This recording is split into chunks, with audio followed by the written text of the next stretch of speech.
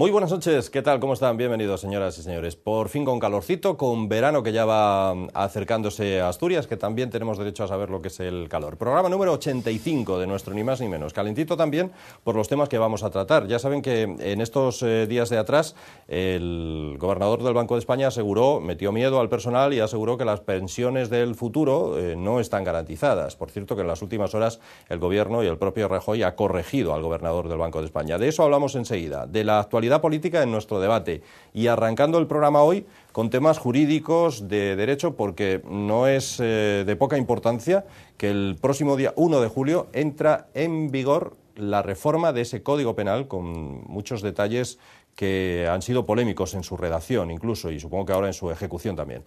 Gonzalo Botas, ¿qué tal? Bienvenido. Pues bien hallados, como siempre.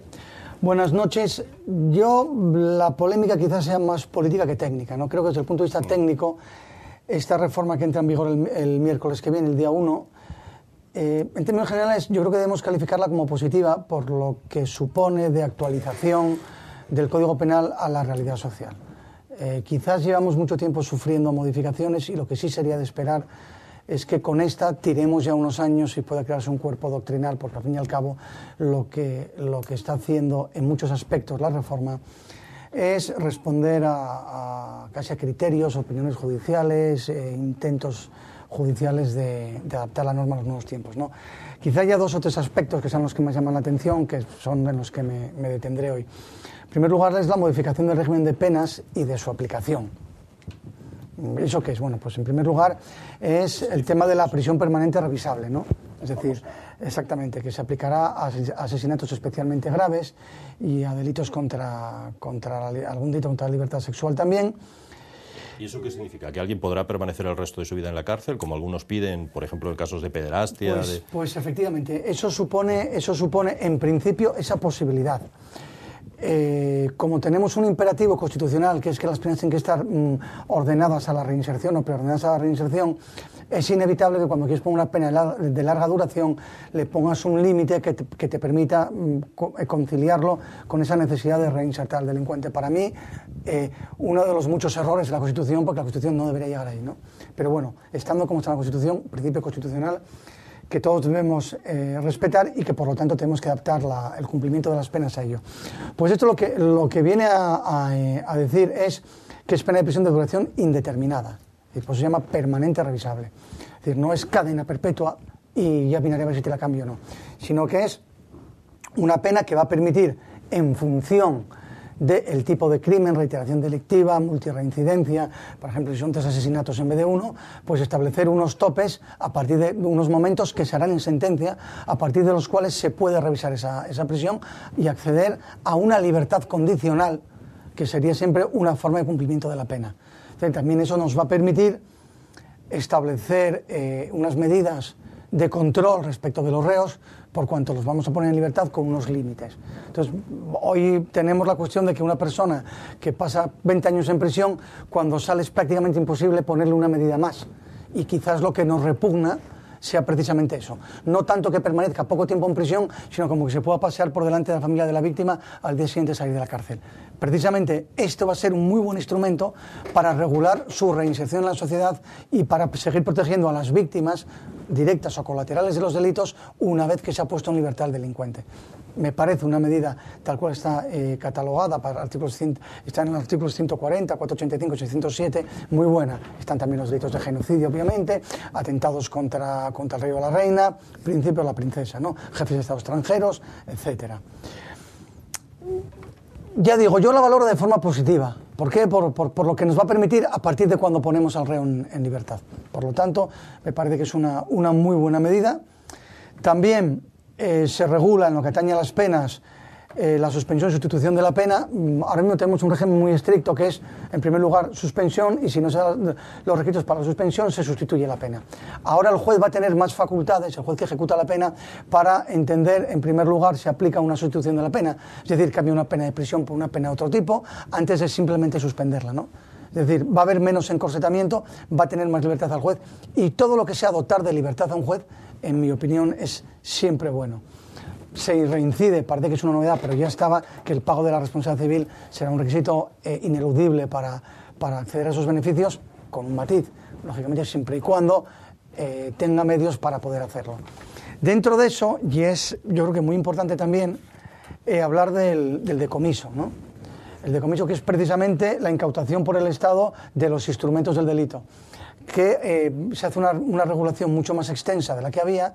Va a haber 8 artículos regulando el decomiso y aplicándolo directamente a la responsabilidad civil con una serie de requisitos que van a permitir además agilizar, por ejemplo, impedir que un coche que se decomisa porque es un instrumento de un delito, por ejemplo, para un robo, si el coche está en buen estado y tú tienes que esperar a sentencia para poder subastarlo, pues al final no vale. Entonces, esto también va a facilitar que se pueda ir aplicando a atenuar la responsabilidad civil precisamente estos bienes. Yo creo que es también una medida de actualización, de adaptación al medio. Está también, ya hemos hablado de ello, de la concreción de la responsabilidad penal de las personas jurídicas, también las causas de exención de responsabilidad, el tema que tengan programa de prevención, existencia de órgano de control y supervisión, que está bien. La elevación que ya habíamos dicho con la prisión permanente revisable y también con el aumento de las penas para asesinato y homicidio. Hay retoques en el tema de violencia de género. Para mí una medida que es buena, que para mí sería suficiente, que es la inclusión del género como motivo de discriminación en el agravante artículo 22.4, que a mí me parece una muy buena medida, mucho mejor que otras que parecen atentar, yo creo, casi contra el género contrario, ¿no? Pero bueno, hay medidas buenas, también en el tema de las penas, para evitar que al final sea un castigo para la víctima, la pena de multa. El juez va a tener de nuevo muchas más posibilidades de adaptar la pena al delincuente, que yo creo que eso es básico de un sistema judicial. Yo creo que por hoy, y por no cansar tampoco hablando de eso, que ya se aumentan también las penas, se establece el homicidio agravado cuando hay móvil sexual, se establece también además, por ejemplo, en los delitos se suben las penas en los delitos contra la propiedad, lo cual entiendo que también es importante y básico. Se actualiza el concepto de fuerza. Ya la fuerza no es la que tú haces para robar, sino también la que tú utilizas para huir, que hasta ahora era una construcción jurisprudencial un tanto discutible en cuanto a respeto al principio de legalidad, pues ahora ya se incorpora la norma, ¿no? Es decir, aquel que rompe una valla cuando escapa, pues se le aplica la agravante. Entonces, bueno, en esos temas luego quedan otros entre ya lo que atañen a los delitos societarios, delitos no contra la propiedad sino económicos, que podremos hablar de ellos con calma otros días, así como la actualización de los delitos contra el medio ambiente, atentado y alteración del orden público, los dejamos para otro día, y terminaré hablando de lo que quizás sea más novedoso junto con lo llamativo que es la prisión permanente revisable, que es la supresión de las faltas y la creación de los nuevos delitos leves. No significa que simplemente le cambiemos de nombre, no. Es que las faltas que merezcan el reproche criminal del juzgado vayan a considerarse delitos leves y lleven una tramitación parecida a la de la falta, pero con una sanción también que ya va a estar contemplada en el tipo penal. Hay otras faltas que se suprimen, se sacan directamente del Código Penal y se pasan a sancionar en vía civil o en vía administrativa. Por ejemplo, las faltas de abandono de familiares o menores leves tienen un doble incardinamiento ahora mismo, tanto en el 776, creo que es de la LEC, exactamente, el 776 de la Ley de Enjuiciamiento Civil, como en el Código Penal. Ahora se van a sacar del Código Penal esas faltas y se van a llevar a la Ley de Enjuiciamiento Civil. ¿Para qué? Para que sea el juez que lleva el pleito de familia, es decir, el juez que conoce las circunstancias de la familia, el que adecúe una sanción civil, que va a ser normalmente económica, o de restricción de régimen de visitas, o de sometimiento a una serie de cargas, que lo adapte a la concreta circunstancia de la familia. Creo que es una muy buena medida.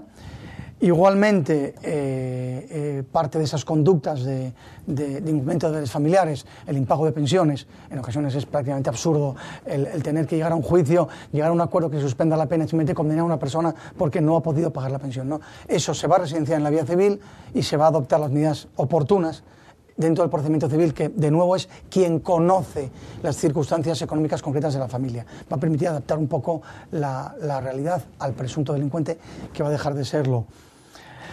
Las amenazas y coacciones de carácter leve van a pasar también a ser simplemente una cuestión de indemnización y no de pena.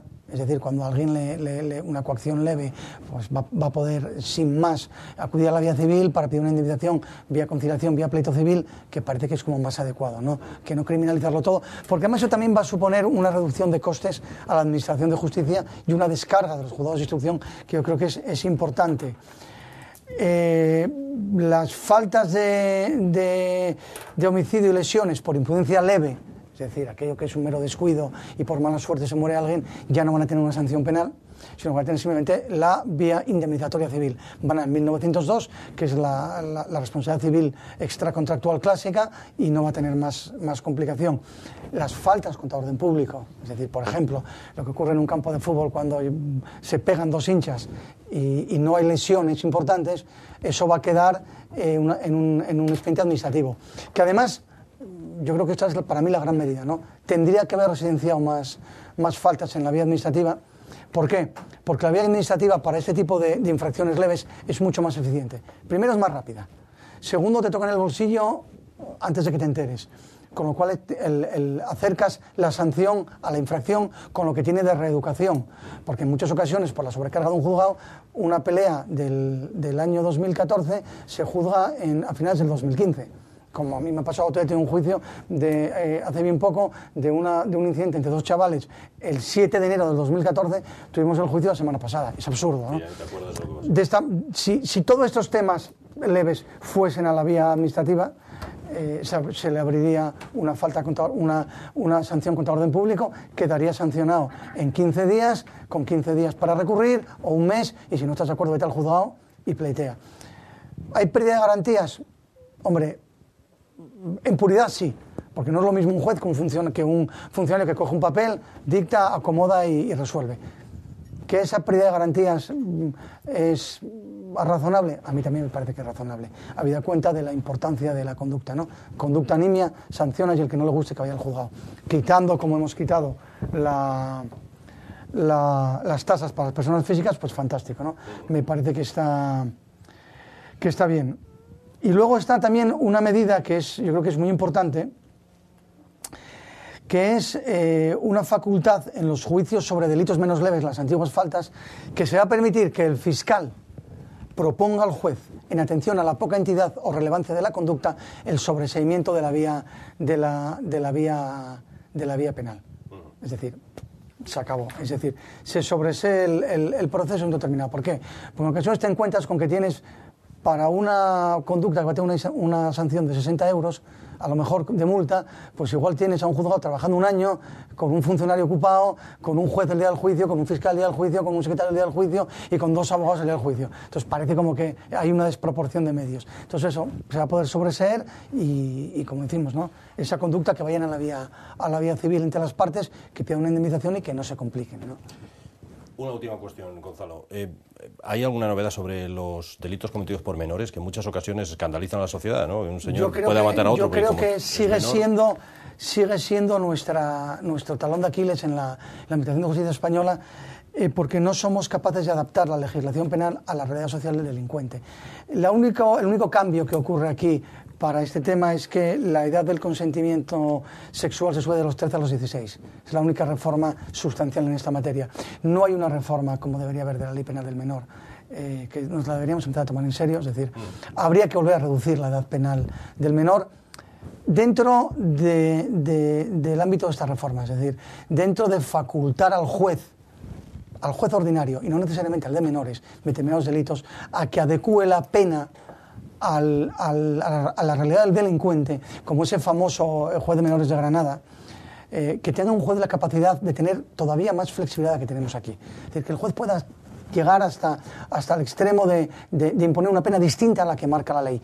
En el sistema anglosajón, por ejemplo, del que en estos extremos yo soy un firme defensor, hay casi una absoluta libertad en lo que atañe a la posibilidad que tiene el juez, y digo casi, con matices, tanto en Estados Unidos como en Inglaterra, a la posibilidad que tiene el juez para imponer una pena. Lo cual permite al juez, que es una persona normalmente sensata y desde luego mucho más capacitada que el legislador, por lo tanto yo prefiero residenciar en el juez esa responsabilidad que en el legislador, que está más lejos del asunto concreto, que le permita al juez adecuar cada pena a cada concreto delincuente. Yo creo que eso debería ser el principio informador del derecho penal en España, pero no somos capaces de ello todavía. Gonzalo Botas, abogado, muchísimas gracias por explicarnos todo esto de la reforma del Código Penal que entra en vigor la semana que viene. Así que el día 1, los primeros juicios ya de esa jornada. Tengo uno a las 10 de la mañana, creo que seré de los primeros en tener que aplicar una norma. Pero, como decía, gracias a vosotros y espero que haya dado más luz que confusión con esas explicaciones. Seguro que sí. Te vemos enseguida en la tertulia. Y a ustedes, señoras y señores, de momento vamos a hacer una mínima pausa.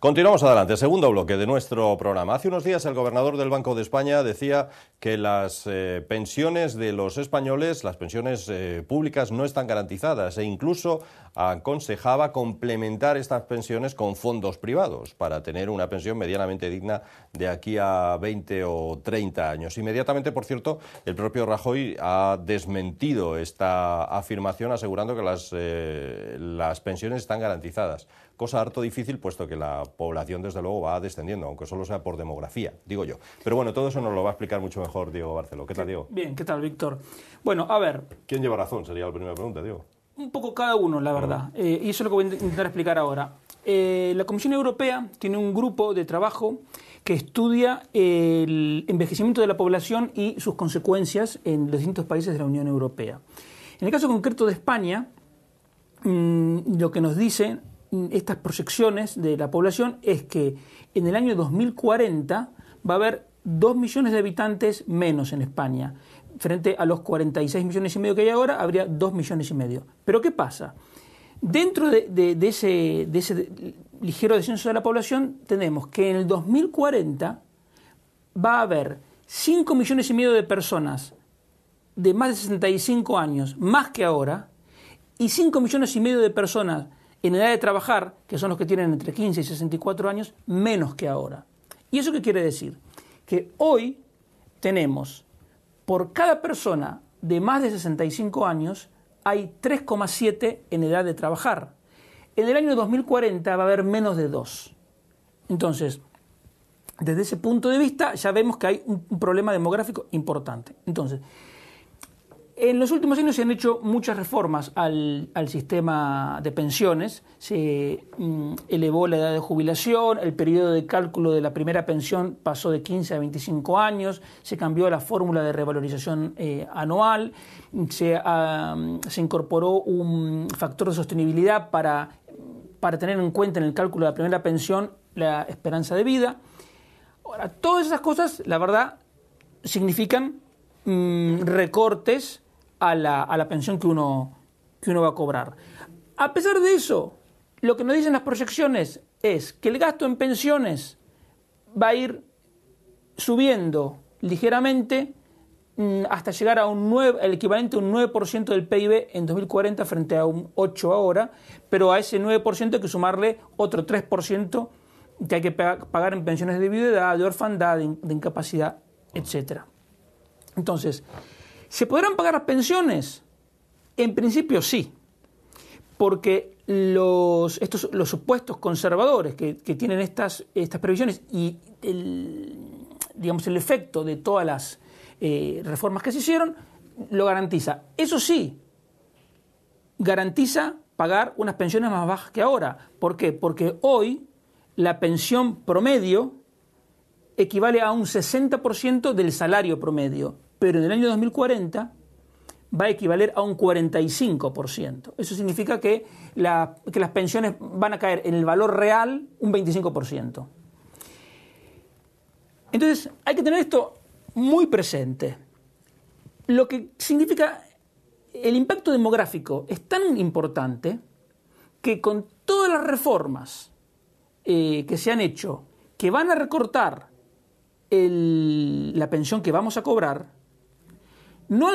alcanzan para mantener el sistema equilibrado, pero justo, digamos. Es decir, el impacto demográfico es tan importante que aún recortando las pensiones con todas esas reformas, el sistema no tiene margen.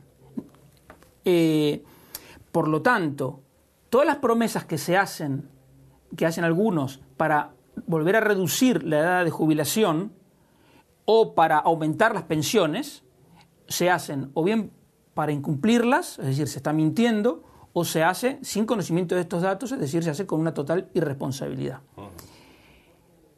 ¿Y qué puede pasar si la realidad no es como la que dicen estas proyecciones? Bueno, la Seguridad Social todavía puede hacer algunas cosas. Por ejemplo, se podría subir la edad de jubilación, porque hay 6 países de la Unión Europea que ya tienen una edad de jubilación mayor. Por ejemplo, en el año 2040, para jubilarse en Dinamarca, va a haber que tener 70 años. Y hay otros países que tienen 69, más de 67 que los que hay todavía no en España, pero que se va incrementando. Y también se puede estirar el periodo de cálculo de la primera jubilación. En vez de los 25 años, tomar toda la vida laboral, que es lo que hacen 18 de los 28 países de la Unión Europea. Ahora, la gente se preguntará, pero lo único que podemos hacer es estar siempre temblando de que la población envejece, de que el gobierno nos pueda recortar la pensión, que es alguna reforma. ¿Vamos a estar siempre así con miedo? Y en realidad no necesariamente. ¿Por qué? Porque hay una solución que es cambiar el sistema actual por un sistema de capitalización. ¿Qué significa esto? Significa que hoy lo que tenemos es un sistema de reparto. ¿Por qué? Porque las pensiones se pagan con lo que cotizan los trabajadores. Entonces, ese dinero se recauda y se reparte. Un sistema de capitalización significa que uno sigue aportando la Seguridad Social, pero la Seguridad Social lo va apuntando. Esto lo aportó Pedro. Y así hasta que se jubile. Cuando Pedro se jubila, va a cobrar lo que él ahorró. O sea, no hay más reparto. Entonces, esto no es fácil de hacer, porque, por ejemplo... Tendrá la oposición de muchos, los que menos ganen. Claro, no, pero además, por ejemplo, si uno tiene 50 años, tiene menos tiempo para ahorrar hasta los 67 que si tiene 25. Entonces hay que hacer un sistema de transición, que esas transiciones duran unos 30 años, por el cual durante esa transición el sistema es mixto, no es ni de reparto ni de capitalización. Pero tampoco es imposible de hacer. Chile cambió su sistema previsional en el año 80 y ha funcionado perfectamente bien. Ahora, ¿cuál es la ventaja para la gente? O sea, ¿qué es lo que tiene que la gente tener en cuenta? Que el sistema, como está, solo es sostenible si cada vez vamos cobrando menos. Y esto es por un impacto demográfico. El que le prometa que le va a pagar más, le está mintiendo porque no se puede hacer. A no ser que quieran subir más las cotizaciones sociales, cosa que no es buena idea porque España tiene las 4ª cotizaciones sociales más altas de la Unión Europea, o subir los impuestos para pagar las pensiones, cosa que sería una idea muy mala. En cambio, lo que a la gente sí le interesa es que el sistema se transforme en un sistema de capitalización. ¿Por qué? Porque primero es más justo, porque cada uno va a cobrar lo que ahorró. En segundo lugar, hace que el sistema no pueda quebrar, porque si se cobra lo que uno ahorró, nunca va a faltar el dinero.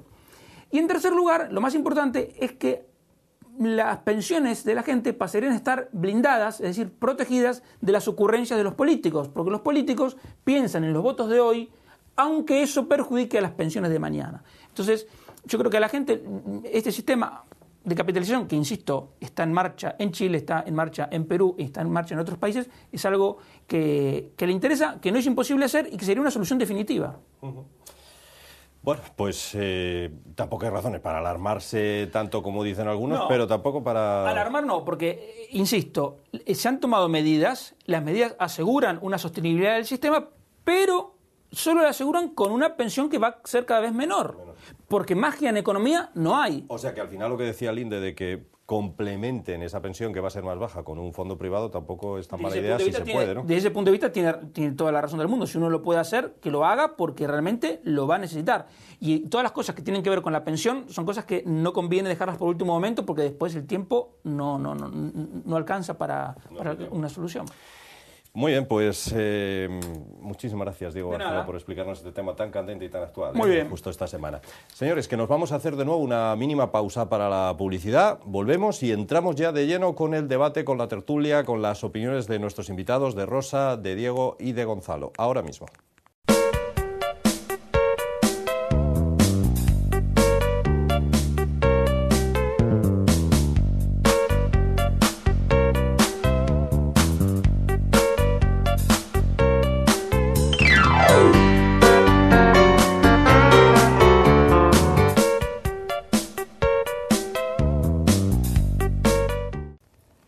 Pues seguimos con todos ustedes en esta segunda o tercera parte, más bien, podríamos decir, de los bloques que componen nuestro ni más ni menos de hoy. Tiempo ya para el debate, para la tertulia, para los demás políticos, el análisis y, por qué no, la fina ironía, bueno, a veces no tan fina, que utilizamos para describir algunas de las situaciones y momentos políticos que vivimos. En el Ayuntamiento de Oviedo, como primera medida por la nueva corporación, ondea ya desde hace unos días, como saben ustedes, la bandera gay. Ha sido, ya digo, probablemente la primera medida en llevar a cabo por el nuevo Ayuntamiento ovetense. Mientras, muy cerquita de allí, en la Junta, el pleno de investidura para nombrar presidente del Principado se hace de rogar. No será hasta el martes y parece que lo que va a ocurrir es que Javier Fernández será de nuevo presidente, pero sin contar con el apoyo, como mucho la abstención de alguno de los partidos políticos presentes en la Junta. Por cierto, que antes de eso la Junta ya se ha puesto de acuerdo para, con el voto en contra de Podemos, no bajarse los sueldos, que es algo que muchos de ellos habían prometido antes de llegar hasta allí, y para aumentar el número de asesores, que va en contra también de lo que muchos de ellos decían. Así las cosas, alguno verá mala intención en la prensa local, que hoy, debajo justo de esta noticia, muestra una foto de un rebaño de cabritos paseando por la calle Gascona. Alguno puede ver doble intención en esto. Bueno, vamos a dar la bienvenida a nuestros invitados. Empiezo por Rosa, como siempre. ¿Qué tal, Rosa? Hola, bienvenida. Muy bien, buenas noches. Lo de la bandera gay, ondeando en el Ayuntamiento de Oviedo... Entraste, bueno. Debe ser el calorcillo que tenemos hoy, entraste muy fuerte con temas. Hombre, yo lo de la bandera gay... A mí me parece que la primera medida, parece ser que los de Somos Oviedo han tomado, es reunirse con el colectivo Xente Gay Astur y colocar la bandera tricolor o bandera gay en el Ayuntamiento de Oviedo. Bueno, pues vamos, como que en Oviedo no hay problemas. Que son gestos, pero gestos hacia quién. O sea, que está muy bien y queda muy bonito decir que apoyamos a las gays, lesbianas, transexuales. Y yo no es que los apoye, yo es que me parece un punto de normalidad. Cada uno tiene la sexualidad que tiene y cada uno pues tendrá la pareja que quiera tener, pero yo hasta el momento no he visto que haya eventos de heterosexuales o que nadie vaya con una pancarta diciendo porque me da la sensación de que vamos a tener que acabar llevando pancarta diciendo yo tengo marido, porque vamos a ser los raros los que porque bueno, yo no entiendo el que tengas que tener una bandera por tu condición sexual y es que creo además que en estos momentos eso que se contaba, que decía la portavoz de Somos, de que había que apoyar a este colectivo para que no siga sufriendo discriminaciones. Bueno, pues yo discrepo porque no creo que en la época que vivimos el colectivo gay o de lesbianas tenga discriminación. Hay mucha discriminación en la sociedad, pues por ser gordo, por ser bajo, por ser feo y a lo mejor por ser gay, pero a lo mejor sufre más el que es gordo y está discriminado o gorda por esa condición que, o sea, y entonces subvertir todas las cosas y dar el marchamo que está dando el Ayuntamiento de Oviedo a este evento como su primera actividad política, sinceramente me parece bochornoso, pero si fue lo que quisieron los ovetenses. Ahí estamos. Gonzalo. Yo creo que el problema es este. El problema es que muchas veces cuando uno es lo que quiere, a lo mejor vota a la gente para que haga una cosa y nos quedamos en los meros gestos, ¿no? Yo voy a hacer una bandera que sea, por ejemplo, la de esa marca de ropa que es Scalpers, que es prototípica de la gente entre 45 y 55, una bandera pirata, y voy a pedir que se exhiba como bandera que defienda un colectivo desfavorecido, porque claro, en este país, si eres gay, tienes para tener visibilidad y compensarte por lo que sufrieron los gays hace 3000 años, y dices tú, vamos a ver, yo no sé por qué yo tengo que compensarme a mí lo que sufrió otra persona, pero bueno, bien, esa es la teoría imperante, ¿no? Pues te van a hacer no sé qué. Para las mujeres también hay lo que tú quieras, para los jóvenes también hay lo que tú quieras, para los de más de 55, para la reinserción laboral también hay lo que tú quieras. Y digo yo, y los que estamos entre 45 y 50 años somos heterosexuales, y lo que antes se llamaban normales, que hoy debemos ser los anormales, también tenemos derecho a tener un día para nosotros, una bandera nuestra que nos la cuelgan en la administración pública y que nos den ayudas, por ejemplo, pues para ir al cine o para ir a hacer deporte, que como somos gente normal es lo que nos mola, ¿no? No necesitamos ponernos en bolas en ningún sitio ni andar exhibiendo nada. No sé, me parece que estamos en un modelo de sociedad que es absolutamente dañino yo creo que para el propio desarrollo de la sociedad, ¿no? Nos paramos demasiado a marcar y a mirar la diferencia sin ser conscientes que marcando y mirando la diferencia lo que hacemos es perpetuar la discriminación. Es decir, marcar la tendencia sexual de alguien es una forma de discriminarlo. Es decir, el tener que recibir algo por ser mujer o ser hombre es una forma de discriminarte. El tener que recibir algo por ser joven o viejo es una forma de discriminarte. ¿Por qué no dejamos de hacer diferencias entre las personas y empezamos una vez por todas? Yo creo que es la clave de una sociedad que avanza y una sociedad que va a su sitio. Empezamos a tratar a todo el mundo igual. No distinto, sino igual a todos. Y no nos complicamos la vida, cada uno que haga lo que le da la gana. Que tenga la edad que tenga, hombre. Lo único bueno de la edad es que se cura con el tiempo, no lo de ser joven, pero bueno, al margen de eso, lo único que no se cura con el tiempo es la viellera, que acabas dando ortigas, ¿no? Pero bueno, ya digo, yo creo que hay que empezar a hacer las cosas con normalidad, preocuparse de lo que realmente es importante. Y aprovecho y cojo una medida. Hablaba con un director de colegio el otro día, y es que resulta que esa supermedida de los comedores escolares abiertos en verano, en su colegio lo pedía uno. Y decía, vamos a ver, si es que para uno tengo que venir yo, tiene que venir el conserje, tiene que venir un cocinero. Tiene que venir alguien para limpiar, que estos de locos. Con lo cual, al final, parece ser, según hoy a última hora, que esa medida van a hacer lo mismo que había hecho el alcalde anterior. Y mira, fíjate, no le des ideas al alcalde anterior porque a lo mejor empieza también a reivindicar la jornada de los gordos y la liamos. O sea, qué bueno, a ver. Bueno, yo lo que no entiendo es si ponen la bandera del Real Oviedo, que tampoco seguramente representa a todos los ovetenses, porque habrá gente que no le guste el fútbol y gente que no sea del Oviedo. Bueno, pero puede ser que no le guste el fútbol y que entonces no sea de nadde. A ver, si le puede gustar el rugby, también somos Real Oviedo y tenemos el mismo escudo. Bueno, quede claro. Si ponen la vuestra, la del rugby o la del Real Oviedo, ¿por qué no la del orgullo gay, digo yo? Bueno, pues si yo no digo que me parezca mal, digo que empiecen a trabajar en lo que se les pidió. A mí tampoco no debería llevar más de 5 minutos. Efectivamente, no lleva más de 2 minutos. Choca que la primer medida que haya tomado el nuevo equipo de gobierno sea esta, salgan a bombo y platillo en la prensa. Lo que muestra es la habilidad que tiene la izquierda para aprovechar esos gestos propagandísticos, porque de ahora en adelante ellos van a decir, y mucha gente va a comprar, que ellos han sido más tolerantes y más abiertos y más democráticos que el PP. No hagan absolutamente nada a favor de los que gays. El PP en los últimos 25 años. Y al PP, la verdad, en los últimos 25 años no le hubiera costado nada el fin de semana del orgullo gay poner la bandera. Pero son tan torpes que le dejan servido en bandeja todo este tipo de gestos a la izquierda. Y bueno, ahí está. Yo ahí lo único que quiero añadir es que mientras no lo hagan obligatorio, a mí me da igual. Bueno, lo que sí es verdad que en el balcón del ayuntamiento no va a caber tanta bandera, porque claro, la bandera gay, la del Real Oviedo, la de Asturias, la de España... Pero con el espacio que deja expedito el alcalde saliente, no hay problema. La bandera republicana, que por la ideología de los que llegan probablemente la pongan, no te extrañe nada, en abril. No va a haber sitio en ese... Tengo serias dudas de que colgar la bandera republicana en un edificio público no pueda generar... Sí, pero no pueda generar en un momento dado una acción penal de responsabilidad. Del mismo modo que lo puede generar una bandera con el pollo, ¿no? Digámoslo así. Tengo mis serias dudas de que eso no puede dar lugar a un problema legal, por la significación que tiene. Bueno, no olvidemos que la memoria histórica es de todos, de un lado y del otro. Bueno, pero también ha habido ayuntamientos que se negaron a poner la bandera española, los han intimado de la justicia y no han hecho caso. Bueno, y no ha pasado nada. Pero meten multas coercitivas, no sé si las pagarán. Las multas coercitivas quedan muy bien. A mí me pasó una vez en un pleito que no querían tirar un edificio en un ayuntamiento y al final dijo la jueza, lo tira, le meto una multa. Y se asustó el alcalde y lo tiró. Curioso, es la única ejecución forzosa que he tenido. Normalmente la administración cumple las resoluciones judiciales, esto hay que decirlo. La medida de los comedores escolares, Rosa... Hombre, bueno. Es que dicen que se ha hecho con mucha premura. O sea, que no es que realmente haya pocos alumnos que demanden y que no tengan para comer, pocos, sino que se ha hecho con tanta premura que no ha dado tiempo. Hay pocos, puesto que ayer daban las cifras y el número mayor por colegio era de 10. Si es que la medida que tenía Caunedo hasta ahora de ese cheque era... A mí me parece súper correcta, porque yo no me canso de repetir, lo he dicho aquí más veces, que yo sostengo que no hay niños que pasen hambre. No los hay, porque el funcionamiento de nuestro país y las ayudas externas que hay de colectivos impiden que la gente pase hambre. ¿Que hay necesidades? Evidentemente, muchas. ¿Que no, hay niños y es muy doloroso, no pueden tomarse un helado?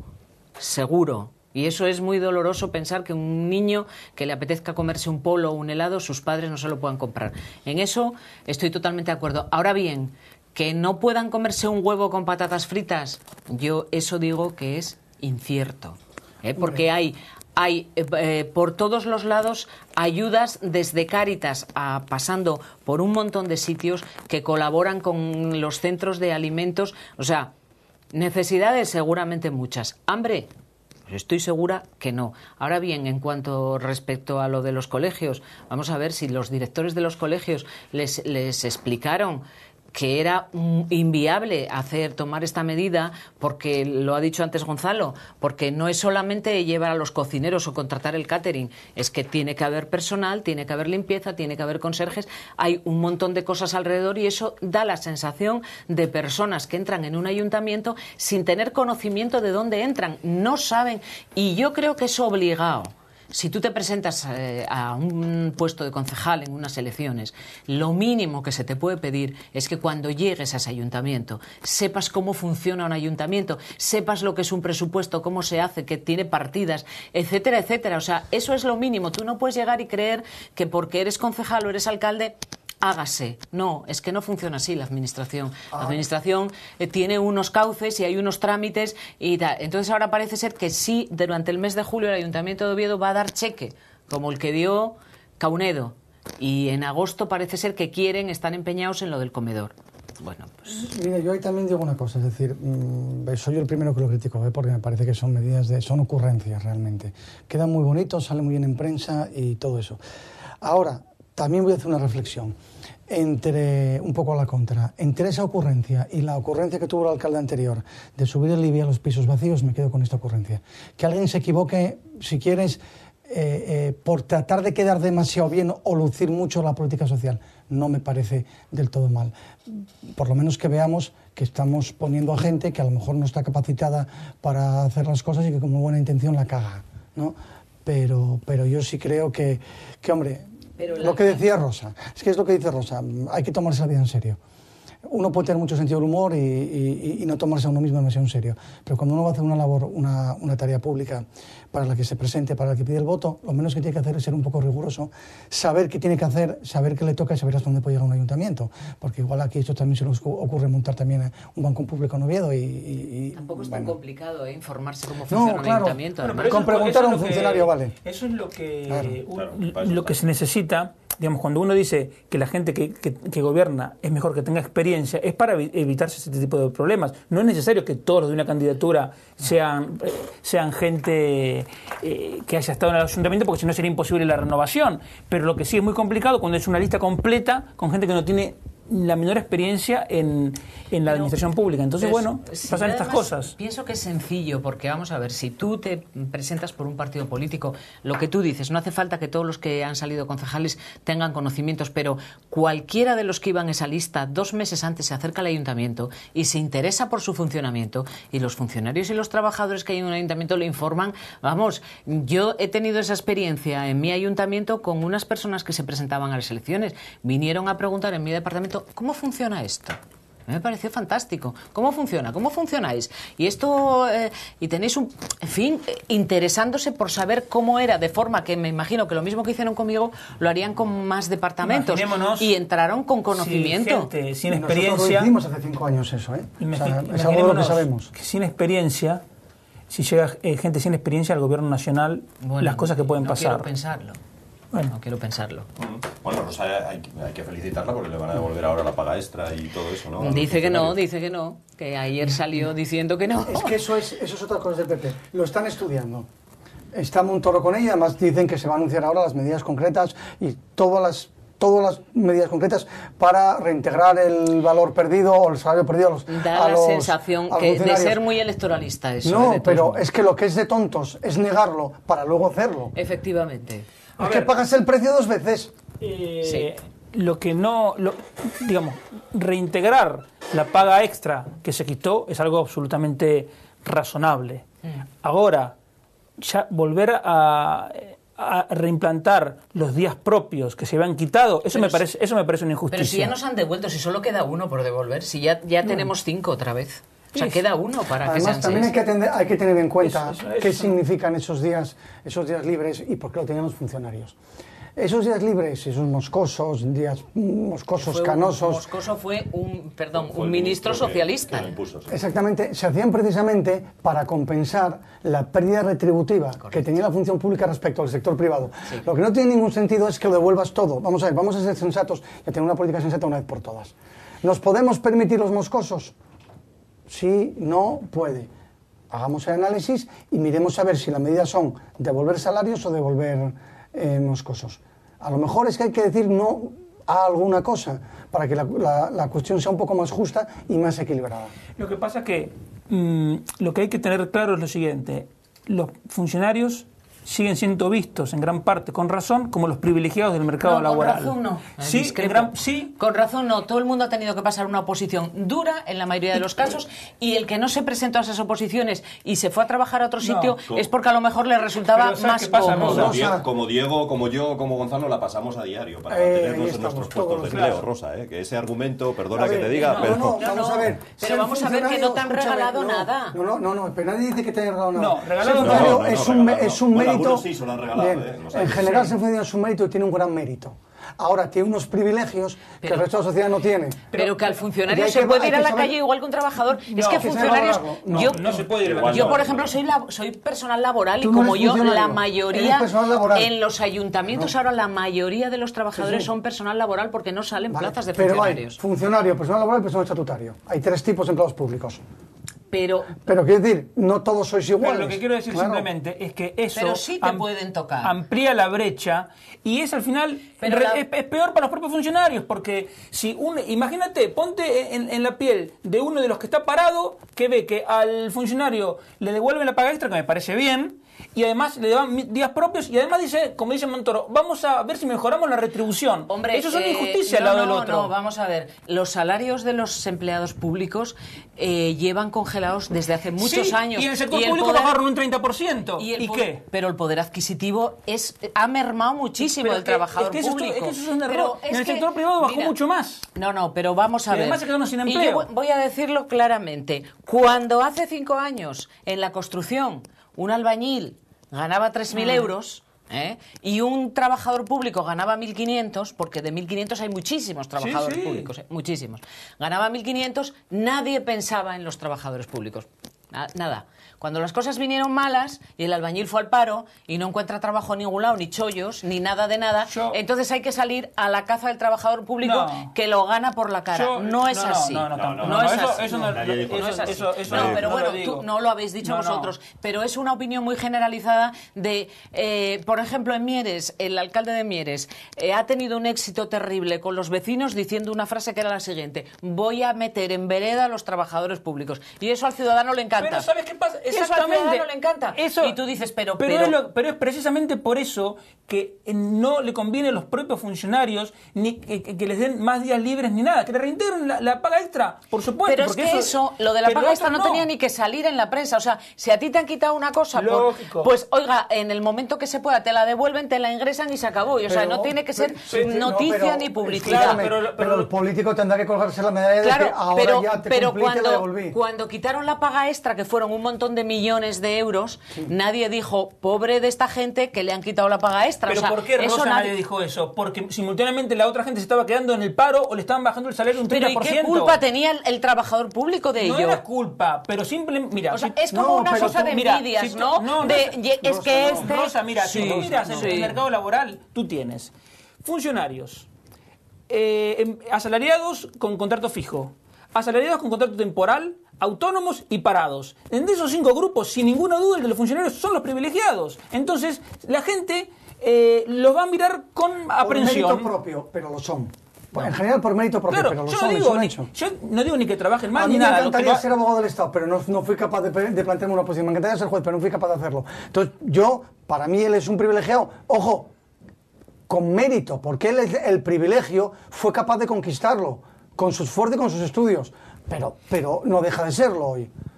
Bueno, es que yo no lo entiendo, lo de que es un privilegio, no lo entiendo pero, de ninguna de las maneras, es un trabajo como otro. Rosa, pensá, te lo repito, funcionarios, sí, con contrato fijo, asalariado con contrato temporal, autónomo, y parado. Pero vamos a ver que en la administración hay un porcentaje altísimo de laborales que yo voy a la calle igual que el que trabaja en el Corte Inglés. Igual, exactamente igual. Igual. No. Parecido, porque no hay circunstancias objetivas en la administración.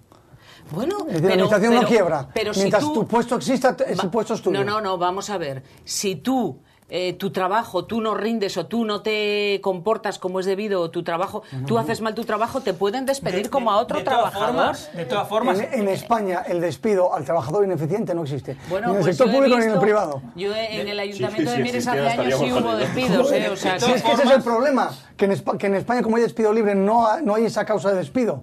Ese es el problema. De todas formas... pagas, entonces no te complicas si trabaja bien o mal, lo echas y fuera. De todas formas, vamos a estar de acuerdo que es una tontería si el gobierno cree que va a recuperar los votos de los funcionarios porque le da un día libre más. Total. No es una tontería. ¿Y no os parece una contradicción? Tanto ha mejorado la situación económica que hace 2 días justificábamos que había que hacerlo a sangre y fuego y ahora ha mejorado. La situación económica evidentemente ha mejorado, pero lo que pasa es que la economía está creciendo más de lo que podría por su situación subyacente, digamos, por 2 motivos. Primero, porque el precio del petróleo se desplomó en la segunda mitad del año pasado y eso es para España es como haber ganado la lotería. Y el segundo punto es por la política monetaria ultra expansiva del Banco Central Europeo. Son 2 cosas, fueron un golpe de suerte, como yo puse en el informe que envío a mis clientes. Un golpe de suerte. Ahora, no nos creamos que esta es la realidad permanente. Entonces, porque los golpes de suerte son por definición momentáneos. Es como si una persona gana el bonoloto y adapta su nivel de gastos al bonoloto. Hombre, no vas a ganar el bonoloto todos los meses. Claro. Bueno, esto es lo mismo. Depende, si eres amigo del que coja la bolita, sí. Entonces, que se aproveche, fantástico. Que se están creando empleos de más de los que hubieran sido posibles, fantástico también, porque hay gente que se está aprovechando. Pero, ojo, porque esta no es la realidad. La economía... No, pero mira, entiende. Yo creo que es una forma también de trasladar a la parte de la ciudadanía que tú puedes controlar o que te es más fácil, porque es más fácil subir el salario a un funcionario. Ustedes se están beneficiando de la recuperación. Que a lo mejor implementar una medida que te permita crecimiento en un sector. Entonces es una forma fácil de que a la sociedad le llegue la recuperación, que es lo que siempre se demanda, que llegue a la sociedad. El trabajador público cree que le está intentando pedir el voto y eso no va a funcionar. No va a funcionar. Pero además, digo otra cosa, no nos olvidemos que a pesar de los aumentos de impuestos, de los recortes de gastos y todo, España hoy tiene el segundo déficit fiscal más grande de la Unión Europea. Y hay gente que ya está pensando que estamos, vamos a gastar lo que nos sobra. Hombre, ¿cómo vamos a gastar si tenemos el segundo déficit fiscal más grande de la Unión Europea? Es realmente increíble, pero es así. Es así. Solo nos supera Chipre. Bueno, pues hay otros temas, claro que sí. No sé si queréis mencionar algo de lo que está ocurriendo en la Junta, de esa decisión de no bajarse los sueldos, de aumentar los asesores. Bueno, el martes hay pleno de investidura. Solo aumentan un asesor, uno. Bueno, ya aumentan. Uno. Cuando se había hablado de... De todos modos, has dicho antes una cosa, y pues es que yo creo que son 2, no obstante, ¿no, Rosa? No, uno. Yo había leído uno, que Podemos batalló porque se bajaran los sueldos, pero Podemos va a recibir ese sueldo, aunque ellos dicen, no, nosotros vamos a donar lo que creemos que no al partido. A mí, dónele usted a quien le dé la gana, pero usted lo está cobrando. Con lo cual fueron los más inteligentes, porque se opusieron ante la gente, quedaron muy bien, pero al final lo van a tener igual. A mí me parecería estupendo que dijeran, bueno, nosotros queremos ganar 1.950 euros. Y para comedores sociales. Por ejemplo, o decir, bueno, no, el resto que vaya a la partida pues de sanidad o que vaya a la partida de donde ellos decidieran, pero no, yo lo voy a cobrar y luego yo no lo voy a coger, pero se lo doy al partido. A mí, se lo das al partido, me da exactamente igual, porque tú estás cobrando los 5.000 euros o los 4.000 o los que sean, ¿no? Desde luego, a mí no me gustó absolutamente nada, que no tienen salarios altos, todo lo hay que decir, en el Parlamento asturiano. O sea, tienen unos salarios ajustados para ser un Parlamento regional. Quiero decir que sí estoy en contra de esos 47 asesores. A mí me parece que cuando llegas a la administración porque ganaste unas elecciones, tú irás preparado. Si eres diputado, yo puedo entender que tengan 3 secretarios, ¿vale? Porque hay que pasar escritos, porque hay que hacer cosas, determinadas tareas que no da tiempo. Pero 47 asesores, bueno, que luego ¿para qué los utilizan? Para que uno sea el chofer de no sé quién. O sea, en mi opinión, no está justificado ni lo uno ni lo otro. Ni los asesores, ni los secretarios, ni nada que se parezca. Vamos a ver, Gonzalo, 2 o 3 secretarios, auxiliares y... Lo que nos comentó... ¿Que es que no tienen dedos como tú y como yo? Ya, no, hombre, pero ¿tú dictas en tu trabajo? Sí, sí, pero entre Yo soy una reuniones... privilegiada, yo no dicto nada, yo me No, ¿qué dicto? No, me dicto a mí misma, ¿qué voy a por dictar? Eso digo. Me dicto a mí misma. Yo digo también, acordémonos lo que nos dijo Prendes cuando vino aquí. Dice, yo necesito gente porque, dice, por ejemplo, ahora, y en ese momento eran las 3 de la tarde, dijo... no queda ni un solo, no queda nadie en la Junta. Entonces, si yo no tengo mi propia gente, claro. ¿quién me lleva a la prensa? Necesito gente. Y la verdad que era razonable. Sí, yo a mí no me parece razonable en absoluto. Pero a mí no me lleva nadie a la prensa. Sí. Bajo yo cuando tomo el café y la leo o me la compro. Pero vamos a ver, si estás en el Parlamento y hay un montón de comisiones, un montón de comisiones a las que tienes que acudir. Te entendí por el otro lado. Sí. Efectivamente, lo mismo. Yo hago también mi prensa, si no lo pago yo en mi bolsillo. Pero que, vamos a ver, si es que lo que todavía no entendemos es que no tienen derecho de pernada. Y todo eso, asesores, secretarias, portavoces, todo eso que tienen alrededor, cosas oficiales, es derecho de pernada. Es con lo que hay que acabar. Si es que el trabajo de un diputado tendría que ser como un trabajo normal. Como tú cuando haces tu trabajo, yo cuando hago mi trabajo. Y si no estás capacitado, campeón, no te presentes y que se presente otro que esté más capacitado que tú. Que es lo que se trata. Y entonces a ti te podré pagar bien y te ganarás tu salario. El problema es que les pagamos por sacarse la pelusa del ombligo y pagamos al personal auxiliar para que trabaje por ellos. Ese es el problema. Lo que pasa pero el problema de España en general. Pero también vamos a estar de acuerdo que, por ejemplo, un día... trabajo? Si vas al Parlamento y es un chiste. Pero a ver... No saben ni leer. No saben ni leer la mayoría. Imaginémonos a alguien que quiere hacer su labor de diputado con seriedad. Entonces, un día tienen que votar una ley de pesca.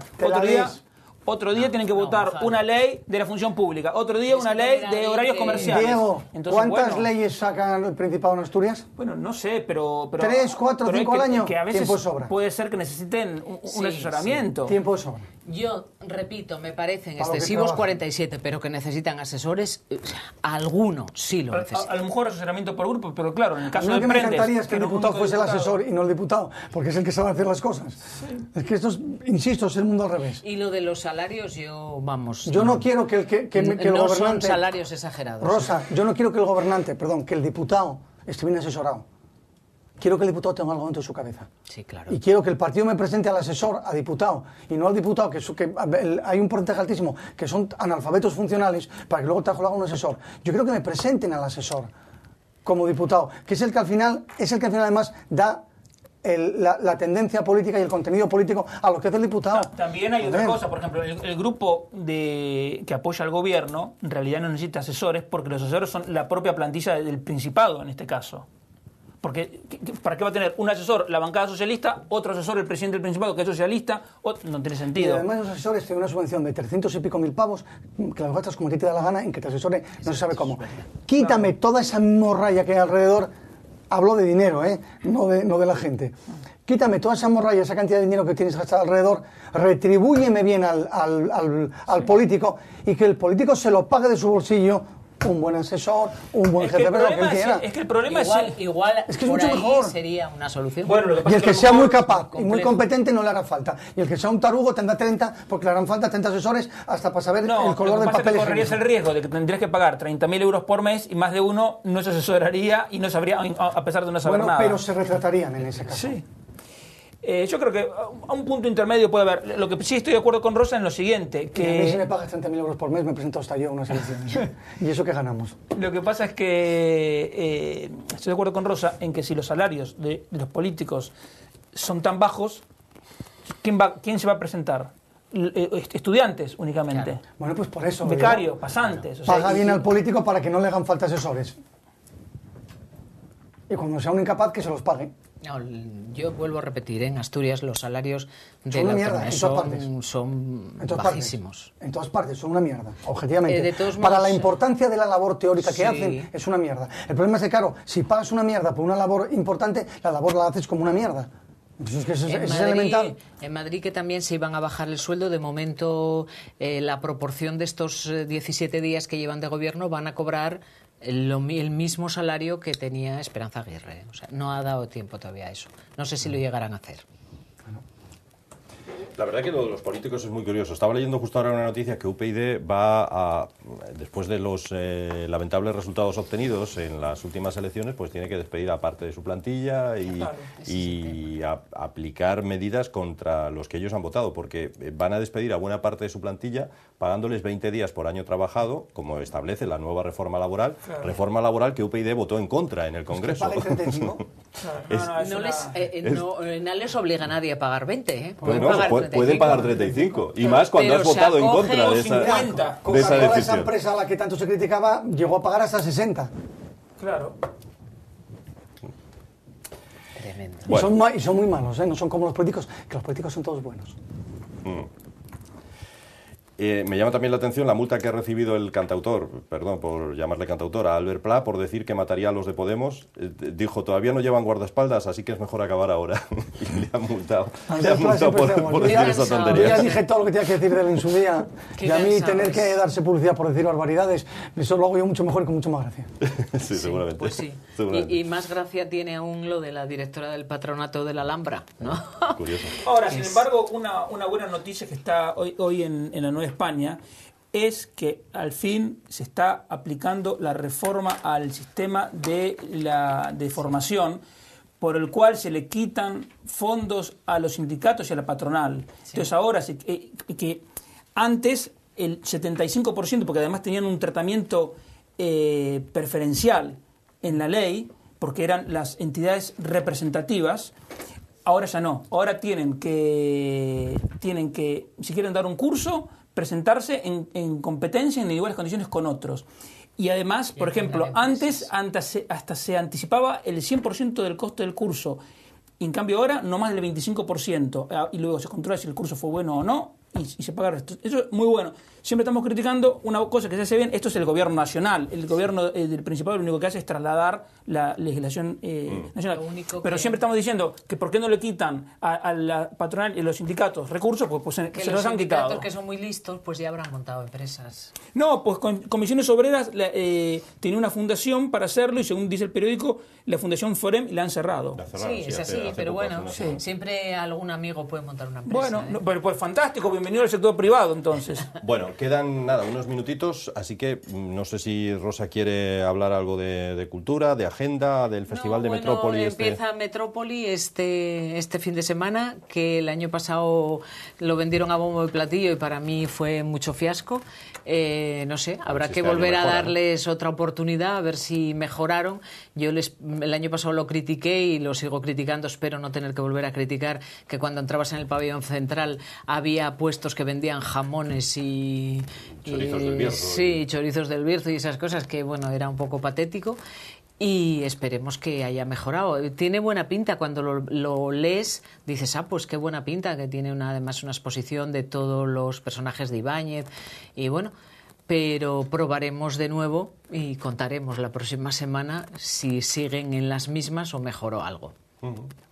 ¿Algo más de la agenda, Rosa? No, nada más. No hemos traído mucho trabajo que no da tiempo ni a preparar la agenda. Bueno, en cualquier caso hay ya mucha verbena, mucha folicha, Bueno, mucha pues fiesta sí, de en Prado. San Juan, o sea, en Mieres, claro. aquello ardió. Además, con el clima que hemos tenido, que no parece que sea Asturias esto, ha sido la verdad que las fiestas de San Juan en Mieres han tenido un éxito total de público y de todo. Vamos, salió todo francamente bien y no tuvieron ningún tipo de contratiempo y fueron un éxito, o sea que, bueno. Ahora que dice eso, Rosa Gonzalo, ¿las de Oviedo las preparará ya el nuevo ejecutivo o las deja preparadas el anterior? Entonces, por supuesto que estarán ya preparadas, porque en una semana, 15 días no puedes. Me imagino que la programación de San Mateo estará al 90% ya cerrada, firmada y contratada. Es más, me imagino que ya habrán procurado ellos dejarlo hecho. Bueno, Zapatero se fue sin haber aprobado siquiera el presupuesto, así que no me extrañaría que la programación de la fiesta de San Mateo... Zapatero era del PSOE y un irresponsable, las dos cosas. Hombre, pasó en Llanes que cuando entraron ahora a este equipo nuevo se encontró que no habían dejado preparado lo del salvamento de las playas. O sea, no estaba ni licitado. Con lo cual, de momento, no hay salvamento en las playas del Oriente. Prohibido ahogarse, como aquel que prohibió morirse en un pueblo sí. porque el cementerio no Pero estaba no libre. olvidéis que lo de prohibir ahogarse o prohibir morirse surte su efecto, porque coincidiendo con una huelga médica en Israel, en los años 70 se dio un descenso creo que como de un 20-25% de la mortalidad, lo cual, bueno, a lo mejor dar instrucciones a la gente que no se ponga malo, que no se muera, la gente depende de la autoridad, claro, y los judíos ya sabemos que el principio de autoridad lo tienen grabado a fuego, con lo cual, oye. Bueno, señores, que acabamos, no queda tiempo para más, desgraciadamente. Gracias, Gonzalo, a Diego, a Rosa y a ustedes especialmente, señoras y señores. Volvemos la próxima semana, un día más. Ya estamos cerquita de las vacaciones, pero vamos a mantenernos todavía durante todo el próximo mes de julio con ustedes, si así lo quieren. Gracias, buenas noches, hasta la semana que viene.